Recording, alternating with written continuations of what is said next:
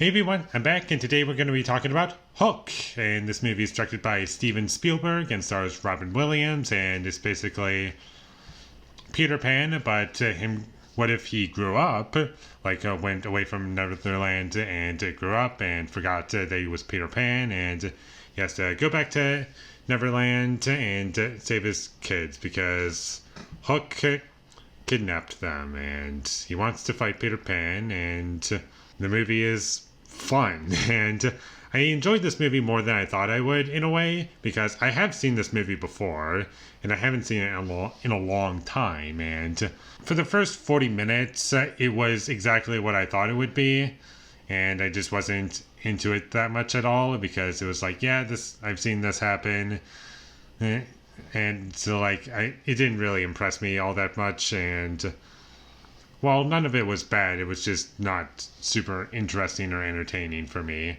And it was exactly what I would expect it to be. But once we get to Neverland, that's when it really picks up for me. And I'm really enjoying the tone of the film. And it's very goofy and very silly. And I love Hook. I think he's hilarious in this movie. And the entire adventure that you go on, and all the things that I would expect from a Steven Spielberg movie are in this movie, but it's just all fun. It never stops, and I also love Robin Williams as Peter Pan. I thought he did a great job, and he fits the role perfectly, and especially when, say, he is training to be Peter Pan again. That's when the movie is a lot of fun for me, and we're being sucked back into this world. And also, another thing, I probably should have mentioned this earlier, but I haven't really seen the original Peter Pan movie in a long time. I think I saw it a few times, but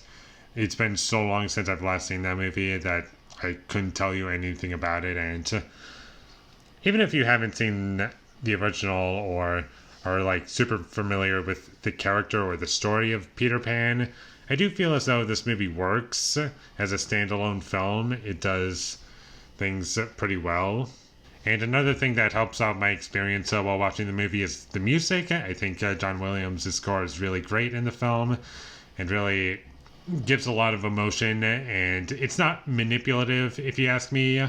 It just makes scenes just feel an extra bit more impactful to me, if that makes sense. But it's not carrying all of the weight. It's not doing all of the work.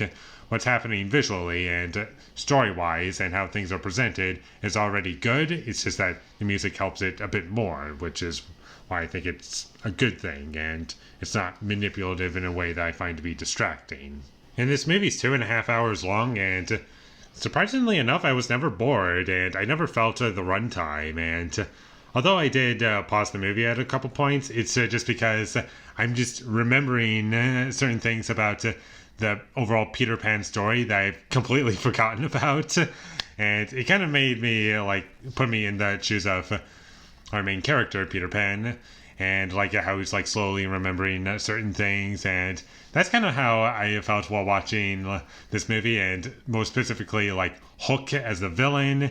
And he's a very goofy and silly villain, and I love what they do with him, and the fact that he destroys clocks because it makes him think of the crocodile that ate his arm. And for the longest time I always thought a crocodile ate his arm, and that was it. I was that's kind of horrifying, but no, it turns out Peter Pan cut his hand off and then fed it to a crocodile, and that's how that happened. And but anyways, a side point.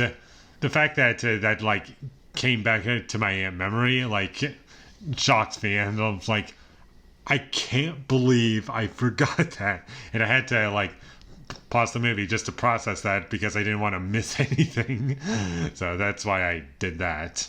And I have heard some complaints that the third act of this movie is a bit too goofy and silly, but the whole movie was kind of that, or at least everything in Neverland.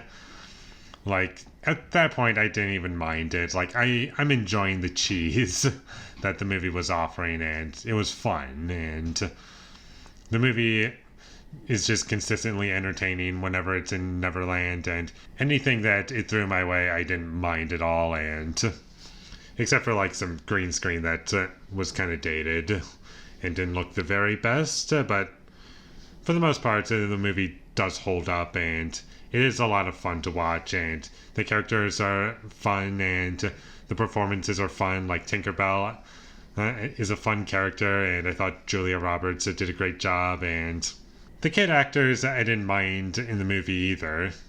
And although they're not like the best actors in the movie, I didn't find them to be annoying at any point. And that's about all I have to say about Hook. It was a lot of fun, lots of cheese, and that's what I want out of a movie like this. The first 40 minutes were serviceable, but the rest of the movie was a blast for me. So I would highly recommend that you check this movie out. And with all that being said, I'm going to give Hook a 7 out of 10. Thank you for watching my videos as always. If you enjoyed this review, be sure to leave a like and comment down below what you thought of Hook, and my social media links, they will all be in the description, so follow me there. And last but not least, subscribe to be a part of Foley Nation, and I'll see when I get my next review up, and that is going to be for Kicking and Screaming from 1995. Not the 2003 version, the one from 1995. I think they're like two different properties that just coincidentally share the same name. So I don't think the one from 2003 is a remake, even though I haven't seen either of these movies. I believe that they're separate properties altogether. So anyways, the one from 1995, that's the one I'm going to be talking about. But until I get that up, thank you for watching and have a great day.